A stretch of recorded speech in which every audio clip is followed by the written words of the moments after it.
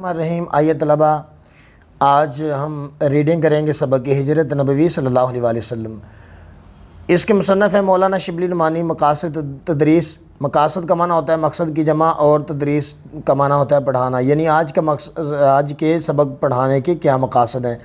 تو نمبر 1، طلبہ کو تبلیغ اسلام کی ابتدائی مشکلات سے آگاہ کرنا۔ اسلام کی ابتدا میں کون کون سی مشکلات کا سامنا کرنا پڑا تھا، آج کے سبق میں سیکھیں گے۔ سیرت نبوی صلی اللہ علیہ وآلہ وسلم اور سیرت نگاری سے روشناس کرانا۔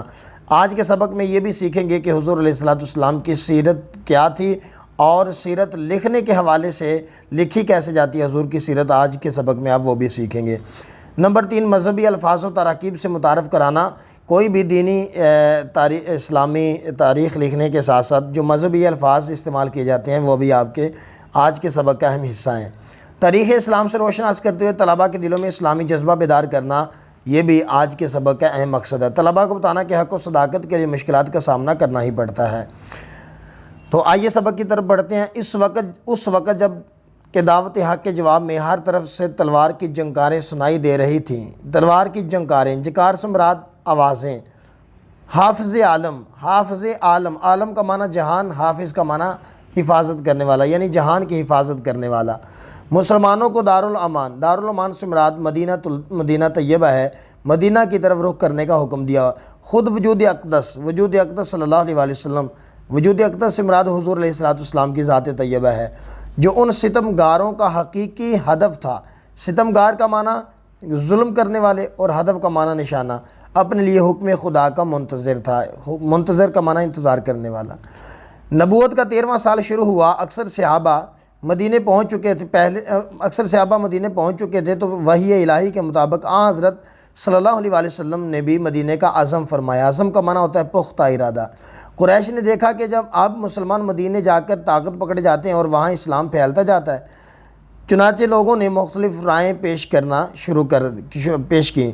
ایک نے کہا محمد صلی اللہ علیہ وآلہ وسلم کے ہاتھ پاؤں میں زنجیریں ڈال کر مکان میں بند کر دیا جائے۔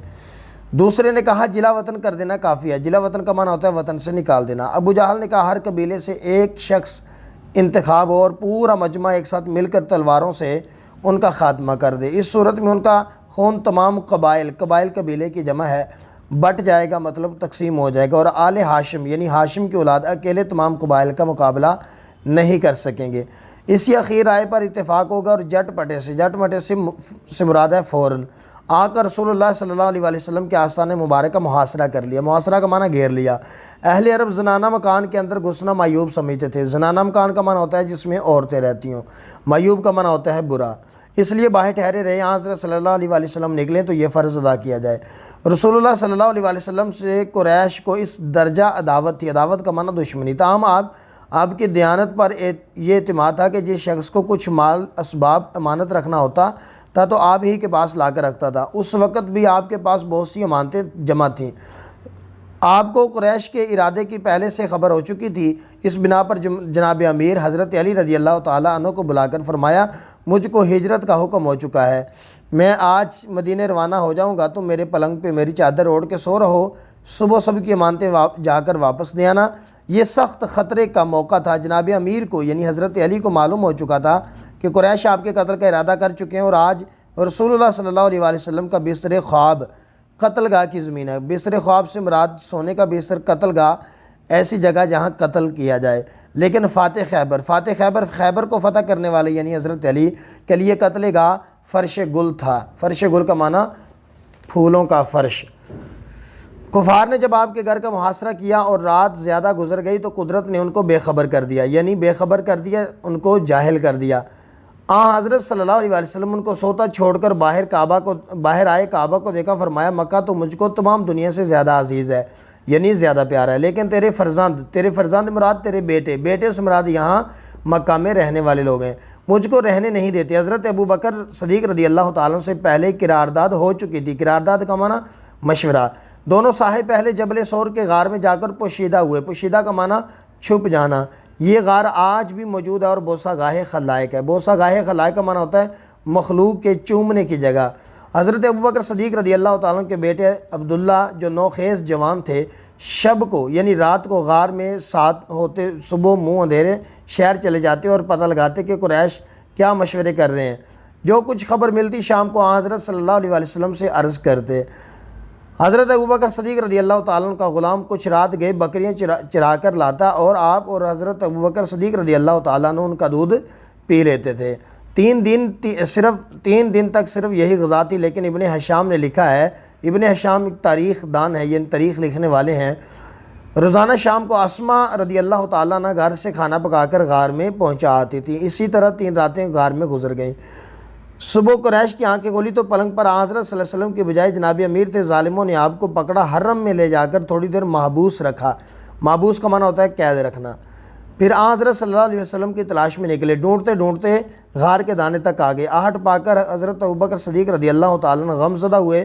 آہٹ کا معنی ہوتا ہے قدموں کی آواز، اور حضرت صلی اللہ علیہ وسلم سے عرض کیا، اب دشمن اس قدر قریب آ گئے ہیں کہ اگر اپنے قدم پر ان کی نظر پڑ جائے تو ہم کو دیکھ لیں گے۔ آپ صلی اللہ علیہ وسلم نے فرمایا، لا تحزن ان اللہ معنا، یعنی گھبراؤ نہیں، بے شک اللہ ہمارے ساتھ ہے۔ قریش نے اشتہار دیا، جو شخص محمد صلی اللہ علیہ وسلم کو یا ابوبکر کو گرفتار کر کے لائے گا اس کو ایک خون بہا کے برابر یعنی 100 اونٹ انعام دیا جائے گا۔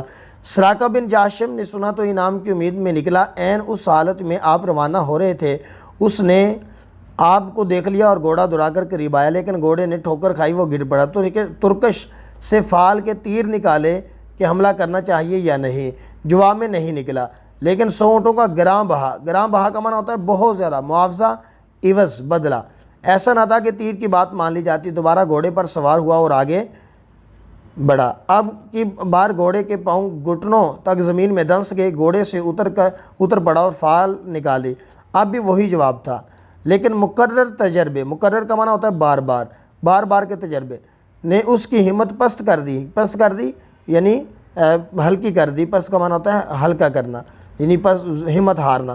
یقین ہو گیا کہ یہ کچھ اور آثار ہیں۔ آثار کا معنی ہوتا ہے نشانی۔ حضرت صلی اللہ علیہ وسلم کے پاس آ کر قریش کے اشتہار کا واقعہ سنایا اور درخواست کی کہ مجھ کو امن کی تحریر لکھ دیجیے۔ حضرت ابوبکر صدیق رضی اللہ تعالیٰ عنہ کے غلام عامر بن فہیرہ نے چمڑے کے ایک ٹکڑے پر فرمان عمل لکھ دیا۔ تشریف آوری کی خبر مدینے پہلے پہنچ چکی تھی۔ تمام شہر ہمہ تن چشم انتظار تھا۔ ہمہ تن چشمے، ہمہ کا معنی تمام، تن کا معنی جسم، چشم انتظار کی آنکھ، یعنی شدت کا انتظار۔ اس کا لفظی معنی تو بنتا ہے کہ پورا جسم انتظار میں تھا، تو مطلب یہ ہے اس کا کہ شدت کا انتظار۔ معصوم بچے فخر اور جوش میں کہتے پھرتے تھے کہ پیغمبر آ رہے ہیں۔ لوگ ہر روز تڑکے سے مراد صبح سویرے نکل کر شہر کے باہر جمع ہوتے اور دوپہر تک انتظار کر کے حسرت کے ساتھ واپس چلے آتے۔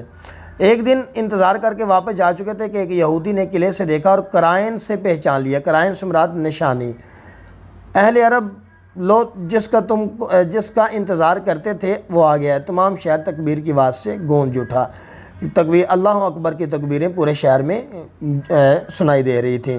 تو عزیز طلبہ، یہ تھا آج کا سبق اور اس کے مشکل الفاظ کی میننگ۔ انشاءاللہ کل اس کی ایکسرسائز کے حوالے سے آپ کو ویڈیو اپلوڈ کی جائے گی انشاءاللہ۔ اللہ حافظ۔